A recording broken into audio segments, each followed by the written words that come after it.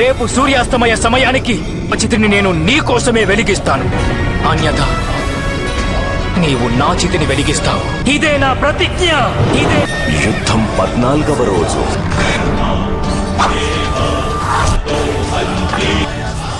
అడ్డు తొలగండి గురుదేవా.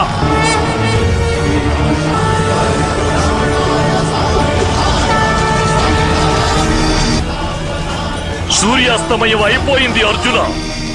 వాసుదేవా, ఏమిటిది? సుదర్శన చక్రంతో సూర్యుడికి ఎందుకు ఆచ్ఛాదన కల్పించారు?